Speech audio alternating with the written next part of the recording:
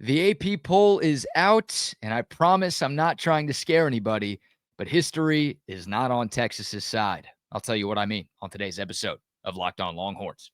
Intro.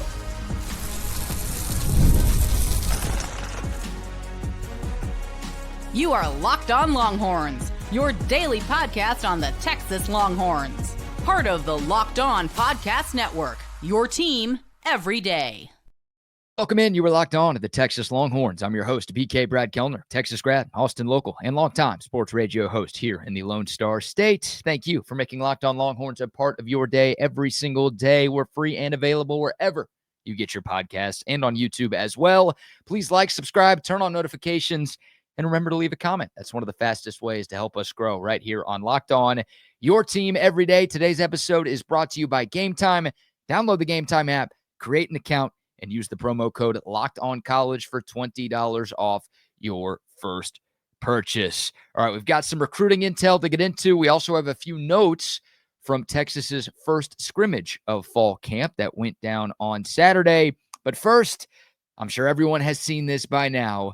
For the first time in school history, your Texas Longhorns are the preseason #1 team in America. That's right. Last week, the Longhorns were voted #1 in the coaches poll for the first time in school history. Earlier today, the Horns were officially voted #1 in the AP poll. And that's the big one because that's the one that all of the TV networks use until the CFP rankings come out later in the year. But yes, it's true. Texas will have a #1 next to their name when they take the field in Columbus 19 days from now against Ohio State. And that's something to be proud of. It really is. And we'll get to all of the reasons why in a moment. But the preseason AP poll is also something to be a bit weary of. And look, what happened last year has no bearing on what happens this year. And what happened 2 years ago and 5 years ago and 10 years ago, whatever, those things have no direct impact on what's going to happen in 2025. So maybe you don't need to put any stock in the stats that I'm about to give you. And if you're an optimist, you're probably not putting any stock into anything that I'm about to say. But here's the reality of what the #1 spot in the preseason AP poll has meant in recent college football. Let's look at the college football playoff era dating back to 2014. There's only been one team that started the year #1 that went on to win the national championship. That was Alabama in 2017. They actually didn't even make the SEC title game that year. They snuck into the CFP at 11-1. They ended up beating Georgia in that epic overtime game in the national championship. But that is the only instance in the 11-year history of the CFP where the preseason #1 team actually ended the year #1. Since the turn of the century, only 2 teams have started and ended the year at #1. 2017 Alabama was one of them. 2004 USC, the other one, when the Trojans won their second of 2 straight national championships. Thank God it wasn't 3. We all know why. But that's it. Just twice since 2000 has the preseason #1 team gone on to win the whole thing. There's obviously some BCS era in there as well, but that's that. Since 1950, that was 75 years ago, only 11 teams that have started the year #1 in the AP poll have gone on to end the year #1 in the AP poll. That's less than 15%. Now, the historic numbers are a little better than what we've gotten in the last 25 years, but still not great. So it's possible. It's happened before. And again, what's happened in any other season doesn't really dictate what's going to happen in this one at all. But history isn't really on the Longhorn side here. I was kind of hoping Texas was going to be #2 or #3, literally for the sole purpose of you don't have that negative juju on your side. But again, it's been done before. It can be done again. By the way, looking at that AP poll, Texas barely edged out Penn State for the #1 spot. I mean, barely. 5 points difference between the two teams. Texas had 25 first-place votes out of a possible 65. Penn State had 23. And the Longhorns got just 38.5% of first-place votes. That is the smallest percentage of first-place votes for any #1 team since 2008, We've talked a lot about how this feels like a wide open year for college football. The voters feel the exact same way. There was far from a unanimous number one in this year's poll. Texas number one, Penn State number two, Ohio State came in at number three. So the coaches poll had that game 1 versus 2. The AP poll, which again is the poll that the TV networks will use, that has this as 1 versus 3. I don't think it really takes too much steam away from that matchup. I think the eyes of the college football world will be locked in to Big Noon Kickoff on August 30th. But for the sake of talking about it, that is now a 1 versus 3 matchup coming up in Columbus. All right, that's enough of the negative stuff. Here's the positive stuff. Everybody wants Texas to win a national championship. At least I think everybody listening and watching this show does. Well, to win a national championship, you've got to make the college football playoff. How about this stat? 26 of the last 27 preseason number one teams have won at least 10 games in that season. You go 10-2 in the 12-team format of the college football playoff, you're in the college football playoff. That's good. 10 wins, history on Texas's side for that. That gives you a chance to play in the tournament. Since the CFP started in 2014, 9 preseason number one teams have at least made it to the college football playoff. It's pretty good. I think that's 9 out of 11. All of those years, except for one, you only had a 4-team field in there too. So obviously, extra teams gives you a little bit more margin for error. Being number one has generally been a good omen for teams trying to make it to the college football playoff. And again, you give yourself a chance if you get there.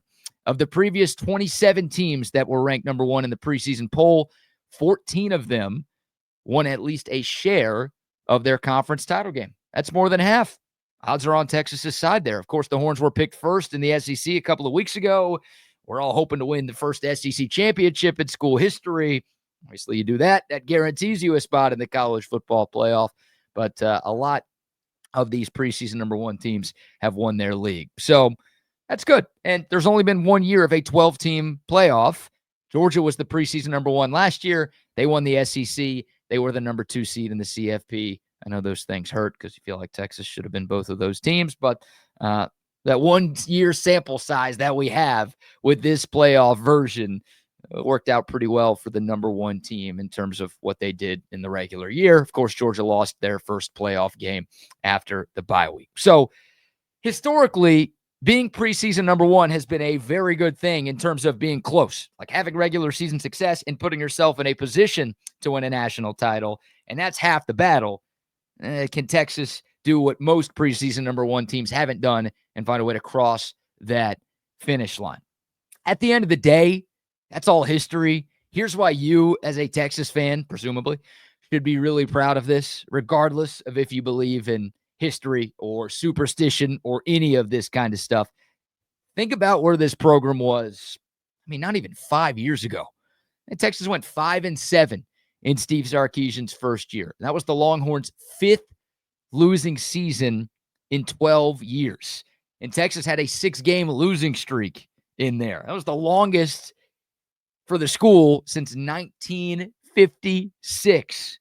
If I would have asked any of you after that season, if you thought that less than 5 years later, Texas was going to be preseason number one, you would have laughed me off of camera. I wouldn't have even been able to get through that hypothetical without laughing myself. Seriously, preseason number one? You see what we just watched? You see what this team has been for a decade plus now? You're talking about being preseason number one within 5 years?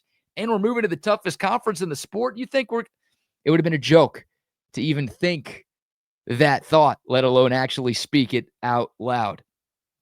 Pretty amazing how much things have changed in such a short amount of time. All of us would have signed up for this back then. To hell with the history lessons. Less than 5 years ago with where Texas football was. Even after 2022, going 8-5, this all would have seemed incredibly far-fetched. Look where we're at right now. It's a testament to the job that Coach Sark and his entire staff has done. It's really a testament to the job that the entire athletic department has done. It takes a village. It's not just one coach. It's not just one staff. Obviously, it's not just one roster worth of players. It takes a lot to get your program into a position where Texas is right now. And a ton of people deserve a lot of credit for that. Steve Sarkisian's going to speak tonight after practice, and I'm sure he's going to get asked about this preseason poll, and I'm sure he'll say it doesn't mean much internally.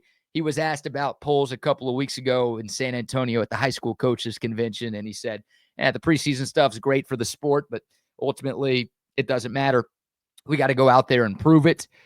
They might say it doesn't mean much internally, but to me, it means a lot.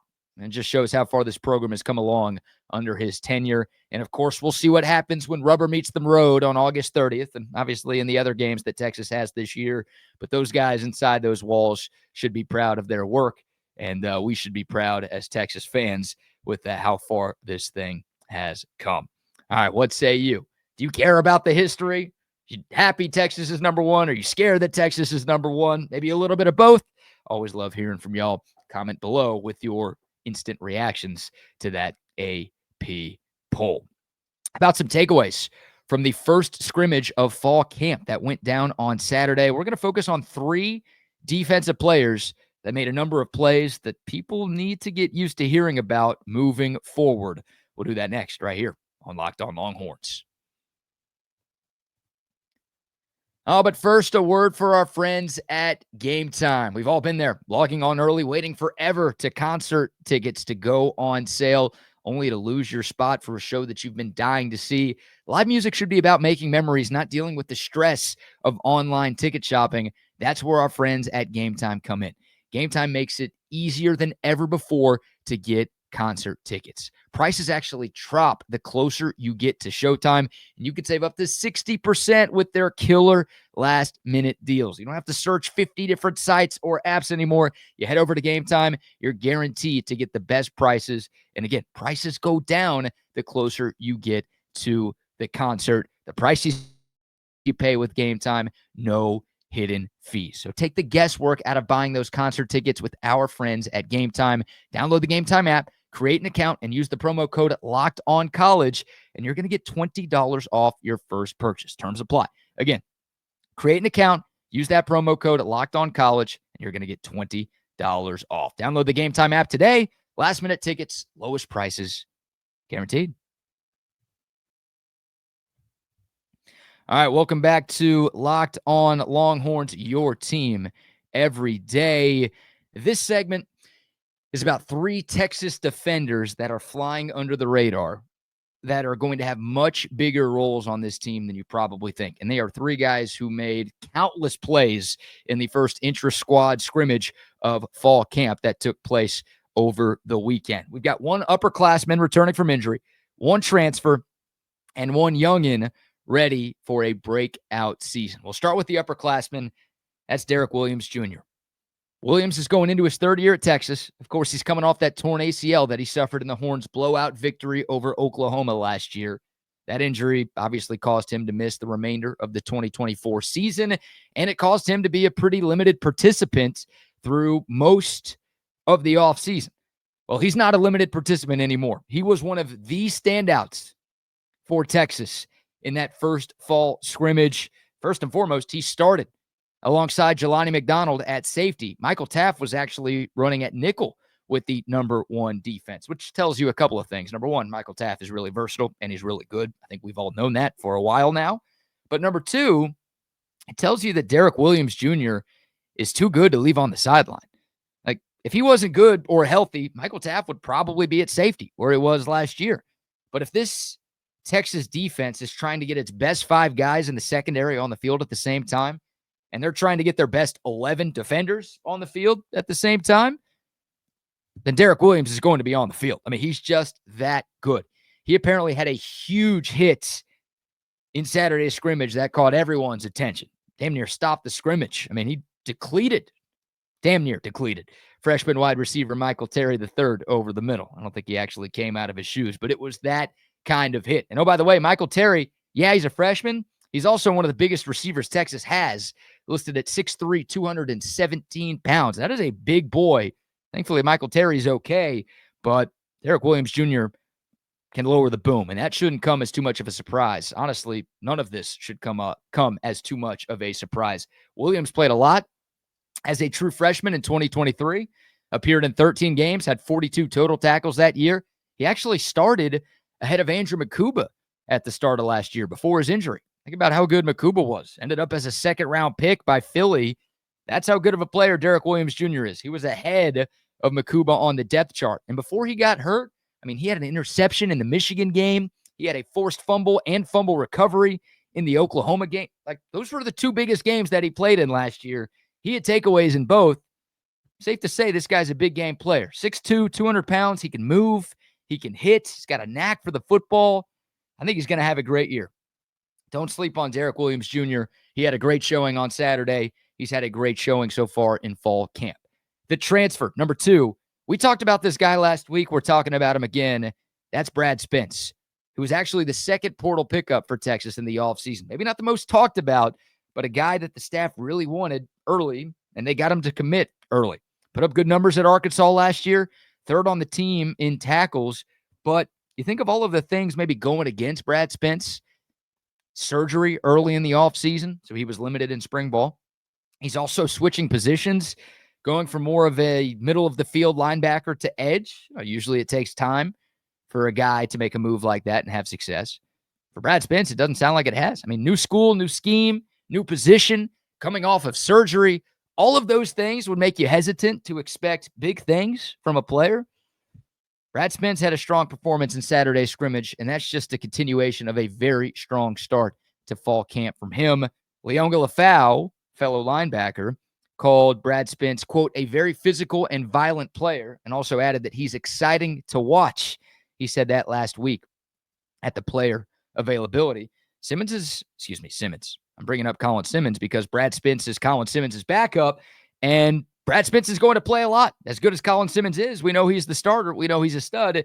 He's not going to play every snap. It'd be stupid to play him every snap. You got to keep him fresh so he's got enough juice in the fourth quarter to make those game-changing plays in big situations. You can't just throw in any backup out there, though. You got to feel good about what you have when you're subbing guys out like that. I think this Texas staff feels really good about Brad Spence. I think you should, too. I think you're going to notice this guy a lot in week 1 and throughout the entirety of the year. So that's number 2. Last but not least, number 3, the youngin' ready for a breakout season, Ty Anthony Smith, the second-year linebacker who was at one point committed to Texas A&M. Texas flipped him late. I think the Lord they did because he can play, and he's also the only linebacker take that Texas had in that 24 class. This guy played in all 16 games as a true freshman. A lot of that was on special teams, but he did log a number of snaps on defense, too. Not easy for a true freshman to do with all of the talent on that Longhorn defense in 2024. And you look at what Texas had at linebacker last year. Anthony Hill, Leonga Lafau, David Benda, Mo Blackwell. Ty Anthony Smith was looking up at a number of different bodies on the depth chart, yet he forced his way on the field. I mean, he played in the playoff game against Clemson. He had a tackle against A&M, had an interception in the Florida game, played against OU. It wasn't just the cupcakes early in the year. He was playing on defense in some of the bigger games that the Horns played in. So the coaches trusted him last year as a true freshman. This year, again, he's part of a great linebacker room. I think it's the best in the country with Hill and Lafau back. Trey Moore's now playing linebacker too. If Smith wasn't any good, he'd be sitting on the bench behind those studs. He's not going to be doing that. He was actually out there on the first drive of the scrimmage on Saturday, and on 3rd and long, the first third down for the Texas offense, Anthony Smith had a sack of Arch Manning. Big spot, big play. I know it's a scrimmage, but come on. Running with the ones, being out there on first down, or on the first drive of the game on 3rd down, it's a big deal right there. Sark has been really high on Ty Anthony Smith for a while. Right before camp started, he called him a budding star. Yeah, I think he's right. Leonga Lafau also had some great things to say about him last week as well, saying he brings the right energy and the right juice, and he's calling him physical and violent. Those are terms I like to hear when it comes to linebacker play. Anthony Smith, only a 3-star out of high school, but he can play. You look at some of the other 3 stars that Texas has developed in the Sark era. Devondre Sweat, Gunnar Helm, Trey Wisner, Ethan Burke, Cam Williams. Pretty good list right there. Don't sleep on these 3 stars, man. Anthony Smith is the real deal, and I think he's poised for a breakout year in 2025. So there you go. 3 defensive standouts from Saturday's scrimmage. Maybe some guys who have been flying under the radar a little bit that shouldn't be and won't be for much longer. All right, one segment to go on a Monday show. By the time I post this episode, this next segment may be a complete lie. Like, that's how quickly things can turn in recruiting. A top Texas target commits tomorrow. Right now, the news doesn't sound great. We'll give you the latest. We'll give you the latest next on Locked On Longhorns.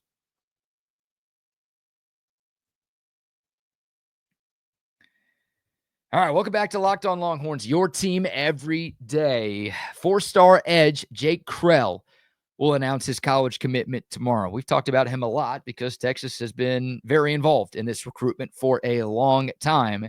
Texas, Oklahoma, and Ole Miss are the 3 finalists for the rising senior at IMG Academy in Florida. This really is a 2-horse race right now between the 2 schools that comprise the Red River Shootout. I kid you not, when I went to bed last night, I was pretty convinced that Jake Kreul was going to be picking Texas. And I talked to 2 Texas people that said the same thing. It felt like the Longhorns were in the driver's seat all weekend long and into last night, maybe even into this morning as well. But those same 2 people that I touched base with over the weekend, they reached out to me a couple of hours ago, earlier today, and now they said it's looking like Oklahoma. That's how fast things could change in the NIL era of recruiting that we're living in. Hey, changed one way in the span of a few hours. Good news for Texas. It can flip the other way. He's not committing until tomorrow. So not closing the door on this one. But as of right now, it feels like Oklahoma has prioritized this one a little more than Texas has, if you catch my drift. You see why. You've seen Oklahoma's recruiting class. It's not good. I mean, right now, their class ranks 41st in the country. 41st. It's awesome. I'm actually really enjoying it, but it's like bizarre to see. I had to rub my eyes a couple of times looking at the class rankings earlier today just to confirm that that was true. Jake Kreul would be OU's highest ranked commit. They need some good news on the recruiting trail because they have not gotten a lot to this point in the cycle. Doesn't help their case that their head coach is on the hot seat. We'll see if it changes right now. By the way, Jake Kreul would be the 8th highest ranked recruit for Texas in this class if he ends up picking Texas. We're not the same right now. Things are going a lot better for Texas in more ways than one than they are from Oklahoma right now. So, yeah, Texas maybe not prioritizing Jake Kreul quite as much as Oklahoma. This isn't a dunk on the kid. I'd love to have him. Texas would love to have him. They're trying whatever they can to get that commit tomorrow, but it's the reality of how things go right now. And that's where we're at. So important to note, number 1, the commitment hasn't happened. Number 2, tomorrow is just a commitment. It's not pen hitting paper. Signing day isn't until December. So if the news isn't what we're hoping to hear tomorrow, remember that flips can happen.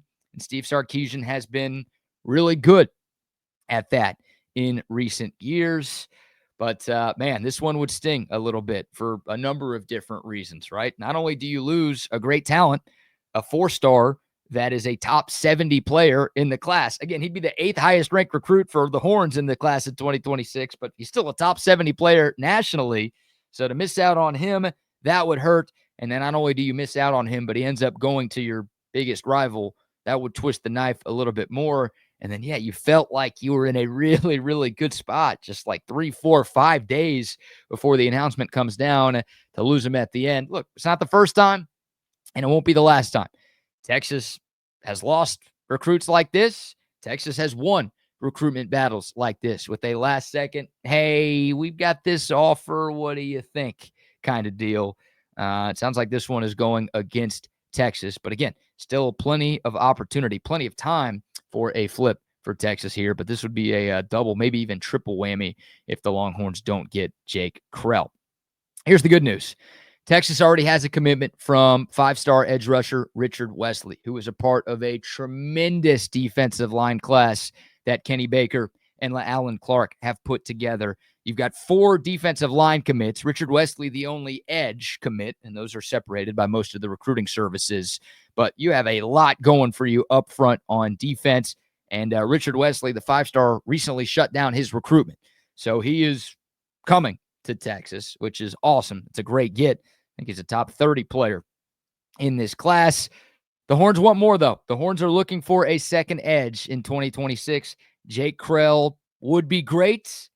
I don't want to say would have yet because, again, nothing's happened yet. He would be great if Texas is able to get him, But if not, and Kreul ends up agreeing to something with Oklahoma, the Longhorns might have to go with a senior eval or something else to get that second edge rusher done. Maybe they go for a flip of somebody else.